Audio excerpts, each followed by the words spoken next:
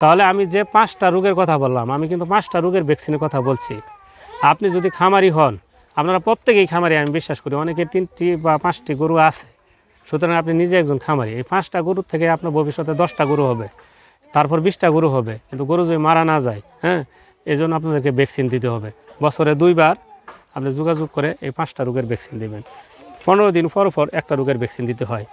এই জন্য আপনারা এই যে একটা ইউনিটি হলেন না, আপনাদের বিভিন্ন গ্রুপে গ্রুপে ইউনিটি হলেন, অনেকে সমবায়ভুক্ত থাকেন, অনেকে এই যে প্রশিক্ষণপ্রাপ্ত হলেন, সকলে মিলে একটা প্রোগ্রাম করবেন যে আমরা বছরে 2বার এইবারই মিলাই আমরা সবসময় আমাদের এই পাড়াটাকে যে কোনো রোগমুক্ত রাখবো।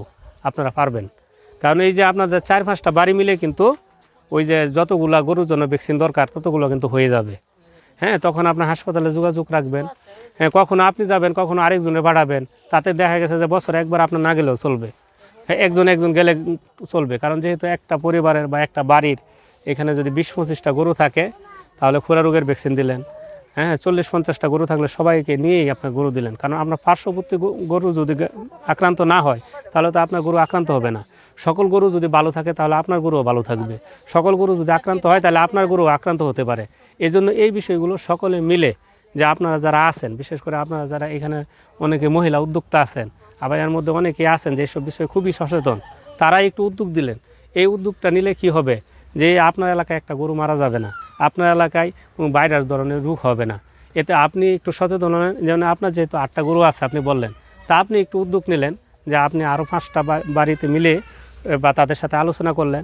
আজকের পর তো আপনার বিষয় বললেন যে কতটা গুরুত্বপূর্ণ। তারপর আপনি আলোচনা করার পরে আপনারা এই 5 জন মিলে 6 মাস পর পর আপনারা এই ভ্যাকসিনের কার্যক্রম শুরু দিলেন। তাহলে কিন্তু আপনাদের এই 5টা রোগ যে বললাম, কোনো ধরনের মারা যায় এমন ধরনের রোগ আপনার হবে না। মারা যায় এমন ধরনের রোগ আপনার হবে না। সুতরাং আপনারা এই কয়েকজন মিলে উদ্যোগ নিলে আপনারা এই 6 মাস পর পর মাত্র 2বার একটু কষ্ট করলে বছরে আপনারা এই গরুর রোগগুলো থেকে আপনারা রেহাই পাবেন। পাশাপাশি আপনারা লালন পালন করেন।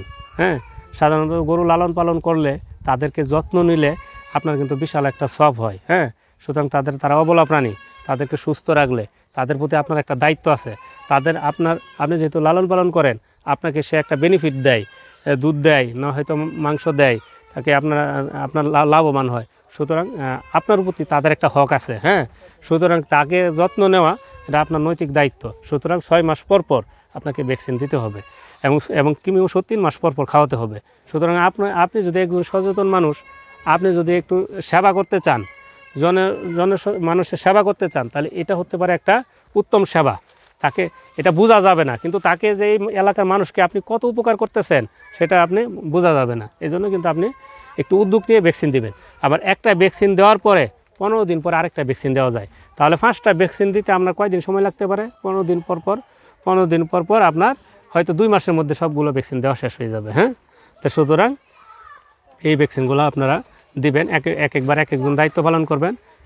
সব সময় আপনারা যখন দিবেন 6 মাস পর পরে আবার এই গরুতে এই রোগের ভ্যাকসিন দিবেন, লিখে রাখবেন, একজন দায়িত্ব নেবেন। বিশেষ করে যার খামার আছে সে একটু দায়িত্ব নিয়ে পালন করবেন। অনেক সময় যার 1-2টা গরু থাকে সে হয়তো এত গুরুত্ব দেয় না, কিন্তু আপনার খামার আছে, আপনি যদি তাকে সাথে নিয়ে এই বিষয়গুলো মেনে চলেন, তাহলে আপনার আর কোনো রোগবালাই হবে না।